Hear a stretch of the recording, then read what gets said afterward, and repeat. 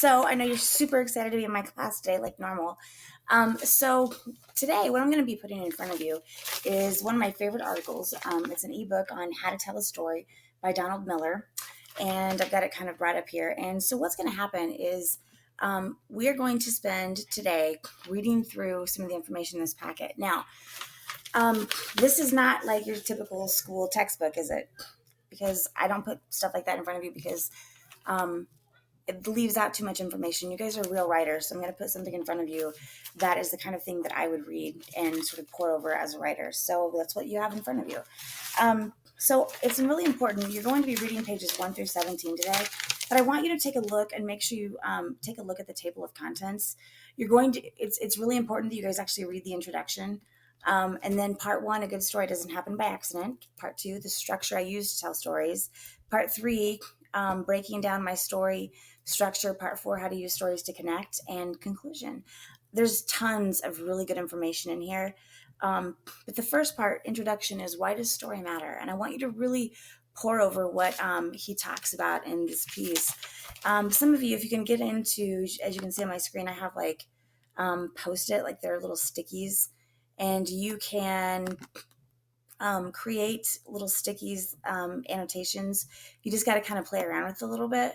But it's a really good tool to use to create little notes.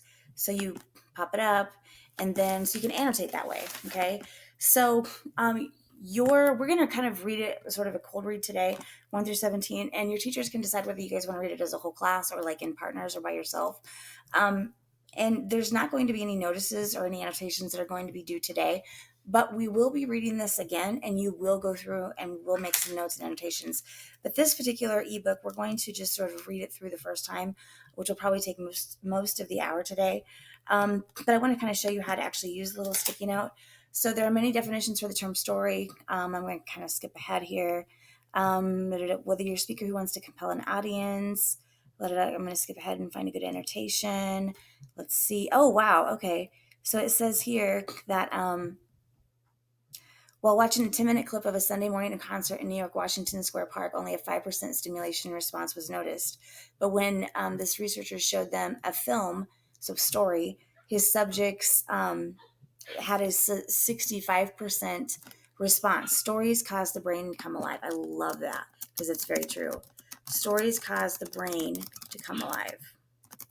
So this is how I keep my little sticky. And you can change the color of them if you want to. Like if I want it to be purple, that type of thing. Remove, and there's like, you can change the text format and that kind of thing. And then you can also, I think, pen your story, your sticky note to the toolbar. But you can just kind of play around with some of the options and features. But sticky notes would be a really good tool to use to take annotations so you don't have to do it separately. But again, you do not have to take annotations today, okay, because we're just going to read it through. But you need to pay attention because you will have a test over this towards the end of the week. And I do mean test, as in it's going to be, you need to master some of the information that's in this piece. So, but today we're going to break it down and just kind of read pages 1 through 17. So what I'm wanting you to, what the goal is I want you to understand the introduction and kind of like how people are actually using the story telling skill in the real world, because it's really important skill that you guys need to have. And then part one is a good story doesn't happen by accident. So it really talks about the writer's craft and organization. And then part two is huge. So it starts on page 10, the structure I use to tell stories. That's what you guys are currently struggling with right now in your papers. I just wanted to kind of get you guys to get your word vomit out on thoughts at first. But we're going to have to go back in, and we can plug in, because all stories have some kind of a format or structure. So we're going to go back in and really talk about what happens, the information that's in part two, which is the typical story plot. When you think about it in a given day, whenever you are telling anybody any kind of thing, an event or scene or whatever that happened in your day, you're using the format and the structure of story. We just don't realize that we're using it. So you're actually already good at story. You just don't quite realize that you are. And then let's see. So you're going to read all the way through page 17. Part part 3 is about characters. Okay, we talked a little bit about that last week. So I really want you to read that little part about character. Now, I actually have read this like 3 times over the weekend and I love it. And I still want to take annotations and get more out of it. So I know that there's a lot of good information in there for you guys.